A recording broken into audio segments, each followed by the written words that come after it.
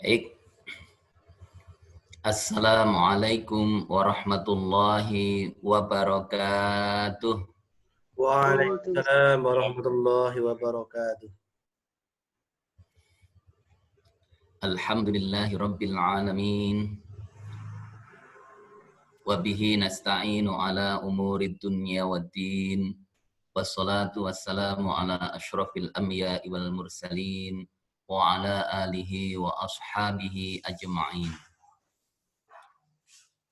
Asyhadu an la ilaha illallah wahdahu la syarikalah wa asyhadu anna Muhammadan abduhu wa rasuluh. Allahumma salli ala Muhammad wa ala ali Muhammad. Amma ba'd. Alhamdulillahilladzi arsala rasulahu bil huda wa dinil haqq liyudhhirahu 'ala dini kullih wa kafa billahi syahida. Saudara-saudaraku yang dirahmati Allah Subhanahu wa taala,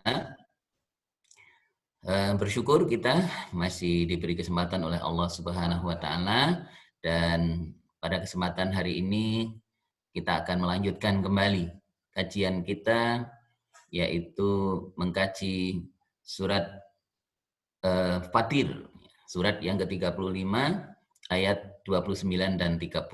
Yang ayat 29 kemarin sudah kita bahas bersama-sama.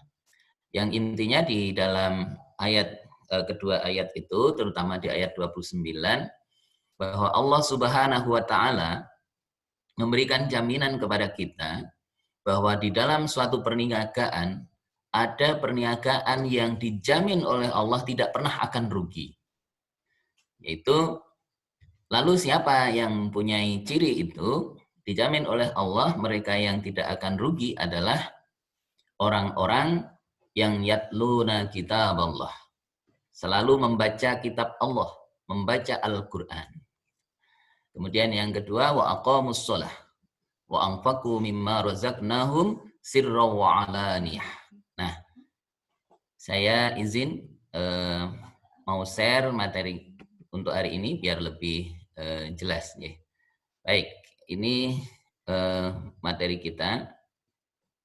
Jadi di dalam ayat ini Allah Subhanahu wa taala menjelaskan kepada kita. Nah, di dalam ayat ini yang ayat 29, insya Allah ayatnya jelas ya, kelihatan ya. Nah, Allah berfirman, innalladzina yatluna kitaballah wa aqamus shalah wa anfaqu mimma razaqnahum sirran wa alaniyah yarjuna tijaratan lan tabur. Saudara-saudaraku yang dirahmati Allah Subhanahu wa taala. Nah, intinya di dalam surat Fatir, surat ke-35 ayat 29 yang sudah kita bahas kemarin adalah selalu membaca kitabullah, kitab Allah, yaitu Al-Qur'an. Nah, kemarin sudah saya terangkan apa rahasianya gitu ya. Bagaimana keunggulannya bacaan-bacaan Al-Quran sehingga bisa mendatangkan pahala yang sangat luar biasa. Nah, saudara-saudaraku yang dirahmati Allah Subhanahu wa taala, ciri yang berikutnya dari perniagaan yang jadi jaminan Allah tidak akan rugi, dan itu jaminannya dari Allah Subhanahu wa taala, adalah orang yang mendirikan sholat. Disebutkan di dalam ayat, yaitu wa aqamus shalah, yaitu mendirikan sholat. Beberapa kesempatan saya menyampaikan yang disebut mendirikan sholat itu bukan sekedar melaksanakan, mengamalkan gitu. Tetapi mendirikan sholat itu sesungguhnya adalah dengan berjamaah. Ya, iqamus shalah. Ya, mendirikan sholat itu dengan berjamaah. Jadi tidak sendiri. Sebuah bangunan itu bisa berdiri karena ada beberapa komponen yang ada di dalamnya. Ada besinya, ada batanya, ada semennya, gitu ya. Kemudian ada pilar-pilarnya itu, sehingga bisa berdiri. Makanya yang disebut dengan mendirikan sholat adalah dengan berjamaah. Dan sholat yang berjamaah ini adalah menjadi ciri bagi orang-orang yang beriman dan ciri bagi orang-orang yang menegakkan agamanya Allah Subhanahu wa Ta'ala. Kenapa begitu? Karena di dalam sebuah hadis Rasulullah pernah bersabda ya. Jadi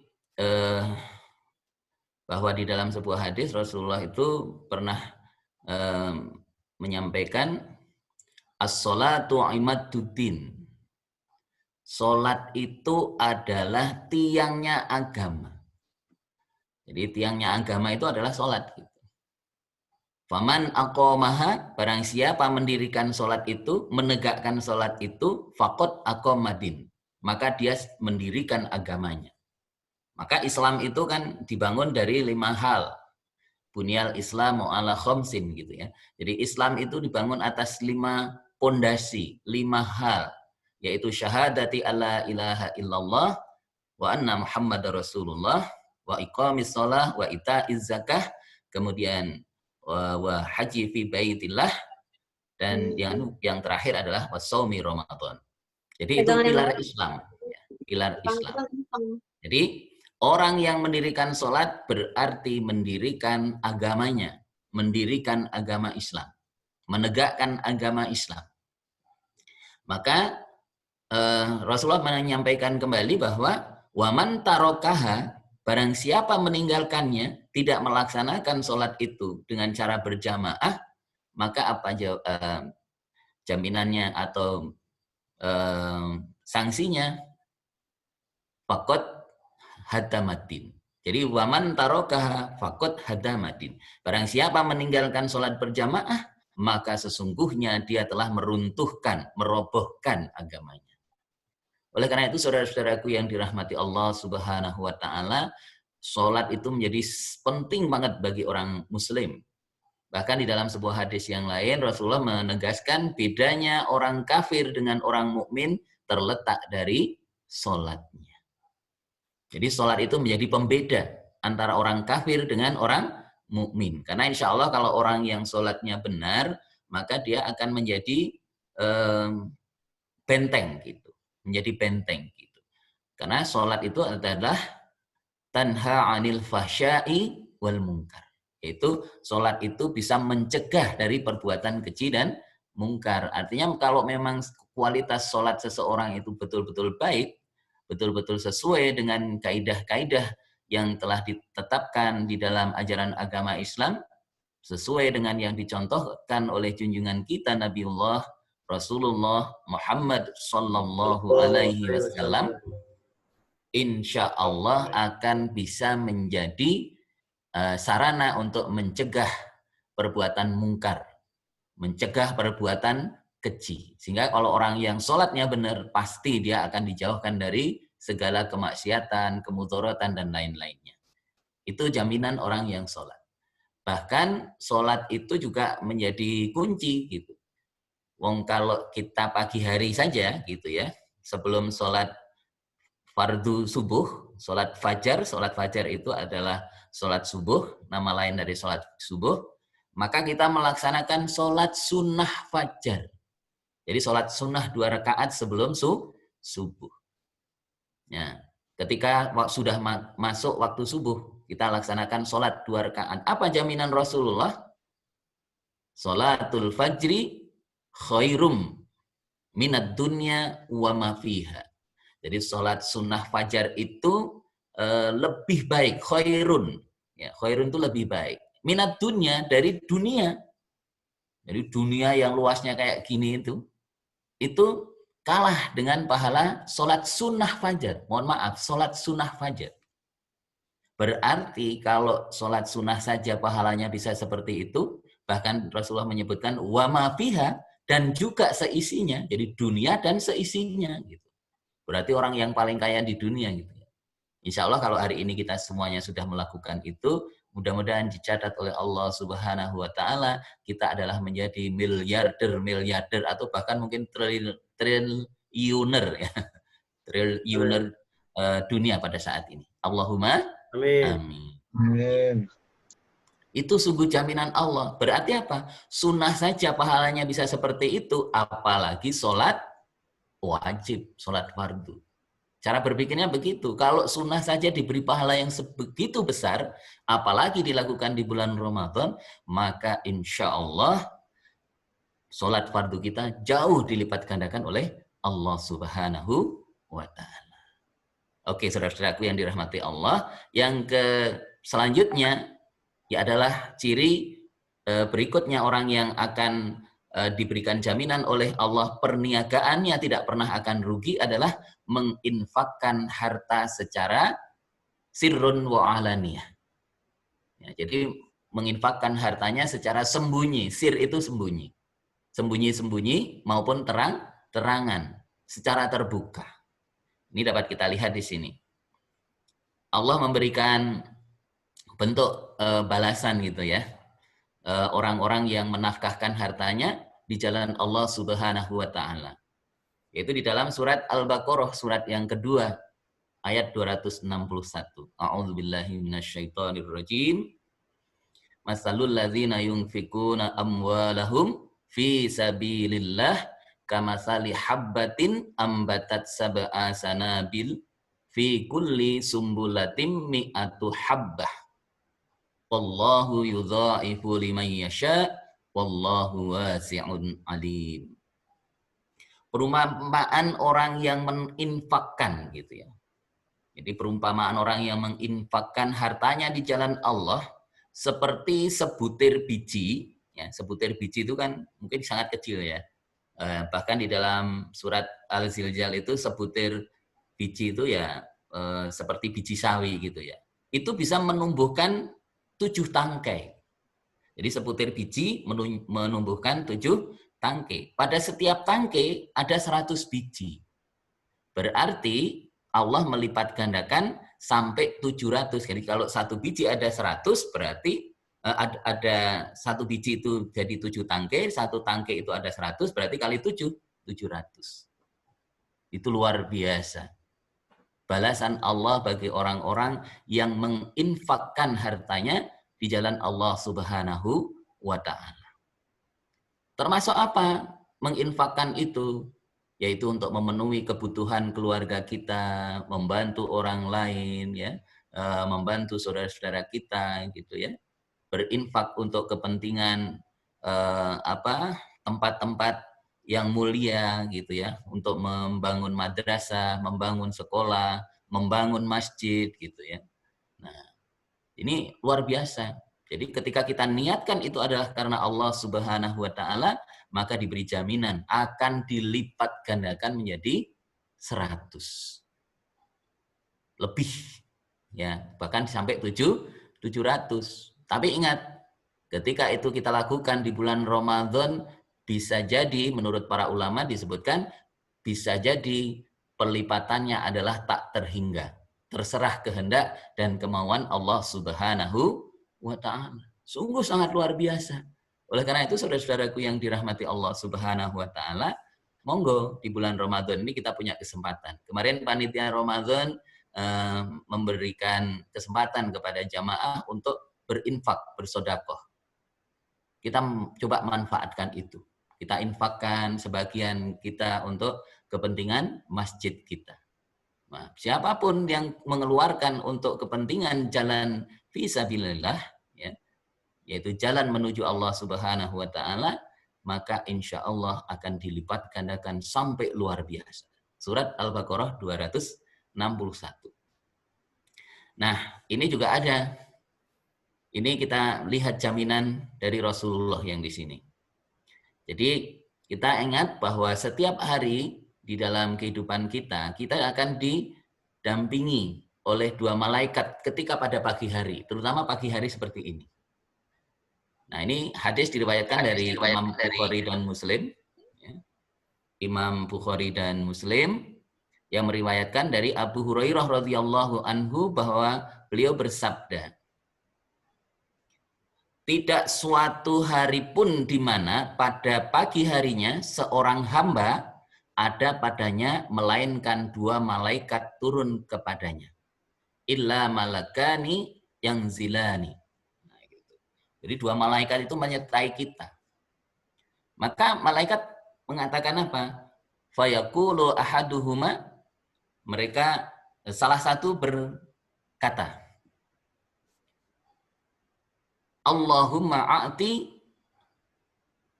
munfiqan khalaqan. Ya Allah, berikanlah ganti bagi orang-orang yang berinfak. Di dalam tafsir lain itu tentang hadis ini bukan sekedar diganti, tapi dilipat gandakan gitu ya. Yaitu apa? Bagi orang yang menginfakkan itu bisa dilipat gandakan sampai tadi disebutkan tak terbatas juga. Itu yang doa malaikat yang satu. Kalau kita yang berdoa kepada kita itu adalah malaikat itu, kita bersyukur. Karena doa malaikat tidak pernah akan ditolak oleh Allah Subhanahu wa taala. Pasti diijabah karena ketaatannya. Beda dengan kita. Tapi kalau malaikat yang berdoa, insya Allah Allah tidak akan pernah tolak. Gitu. Nah, tapi yang perlu kita takuti adalah yang satunya. Wa yakulu akhir. Tapi yang kita takuti adalah yang satunya. Karena beliau berdoa apa? Malaikat itu, Allahumma a'ti mumsikan talafan. Ya Allah, hancurkanlah harta orang yang kikir, yang tidak mau berinfak. Na'udzubillah min dzalik. Sehingga kalau umpamanya, mohon maaf, kita sehari itu kita sisihkan, terserah semampu kita. 100 rupiah boleh nggak? Boleh. Yang penting istiqomah. Mosok kita mau memohon, berharap masuk surganya Allah Subhanahu wa taala. Ibaratnya membeli surga cuma 100 rupiah gitu. Kita beli, mohon maaf yang masih sering ahlul hisab itu ya, itu satu bungkus harganya sekian gitu ya. Nah, nih sebaiknya ya kalau kita untuk hobi kita kadang-kadang besar gitu, masa untuk jalan Allah kita malah kecil. Tapi bagaimanapun juga kita melatih dari yang kecil dulu. Karena kalau dari yang kecil bisa, insya Allah nanti akan menjadi amal yang rutin. Nah, rutinitas itulah yang penting. Jadi kalau sekarang masjidnya tidak digunakan sehingga kita setiap hari tidak bisa memasukkan di kotak infak, kita bisa tabung dulu. Ini niat saya hari ini. Terus niatkan terus untuk menghindari doa malaikat yang satu ini, ya, malaikat yang mengatakan hancurkanlah hartanya gitu. Nah, setelah itu mungkin setiap seminggu sekali atau sebulan sekali kita masukkan ke kotak infak umpamanya. Atau langsung diserahkan kepada bendahara takmir. Di situ ada Pak Helmi Syaifullah. Ada juga Mas Heri Prastio. Ini infak saya, mohon diterima. Yaitu untuk menghindari doa malaikat yang kedua ini. Oleh karena itu saudara-saudaraku yang dirahmati Allah, betapa pentingnya menjalankan itu. Bahkan ada satu hadis lagi yang diterangkan oleh Rasulullah Shallallahu Alaihi Wasallam bahwa dalam kondisi sekarang ini infak sodakoh itu menjadi sangat penting. Karena apa? As-sodakotu tadfa'ul bala. Ada yang menyebut as-sodakotu tadfa'ul bala. Sodakoh itu penolak bala. Sodakoh itu pencegah dari segala macam bencana, musibah. Nah, kesempatan bagi kita, saudara-saudaraku, yang dirahmati Allah Subhanahu wa Ta'ala. Oleh karena itu, di dalam Al-Quran ayat yang ke-30, Allah menjelaskan waliwaffiyahum ujurahum wa yazidahum min fadlih. Innahu ghafurun syakur. Agar Allah menyempurnakan kepada mereka pahala mereka dan menambah kepada mereka dari karunia-Nya. Sesungguhnya Allah Maha Pengampun lagi Maha. Saudara-saudaraku yang dirahmati Allah, ayat ini menjelaskan bahwa Allah hendak memberikan karunia, yaitu menyempurnakan pahala amal perbuatan mereka, yaitu dengan cara tadi membaca Al-Quran, menegakkan sholat, kemudian berinfak gitu ya, yang dengan sembunyi-sembunyi atau terang-terangan, sehingga akan dilipat gandakan oleh Allah Subhanahu wa Ta'ala, disempurnakan oleh Allah Subhanahu wa Ta'ala. Dan apa? Allah innahu ghafur. Sesungguhnya Allah Maha Pengampun terhadap apa? Terhadap dosa-dosa mereka. Kemudian syakurun, yaitu lagi Maha bersyukur, yaitu tetap akan membalas amal perbuatan mereka, betapapun kecilnya amal perbuatan mereka. Inilah saudara-saudaraku yang dirahmati Allah Subhanahu wa taala, 2 ayat yang sudah kita kaji dalam 2 hari ini, mudah-mudahan membawa manfaat kepada kita, memberikan motivasi kepada kita. Marilah kita gunakan kesempatan yang sebaik-baiknya ini untuk berlomba-lomba, berfastabiqul khairat, mana di antara kita yang paling baik di sisi Allah Subhanahu wa taala. Mudah-mudahan Allah memberikan hidayah kepada kita, memberikan istiqomah kepada kita, sehingga kita tetap bisa beramal sesuai dengan yang dituntunkan oleh Allah Subhanahu wa ta'ala. Amin ya rabbal alamin. Aqulu qawli hadza fastaghfiruhu innahu huwal ghafurur rahim. Billahi taufik wal hidayah. Wassalamualaikum warahmatullahi wabarakatuh. Waalaikumsalam warahmatullahi wabarakatuh.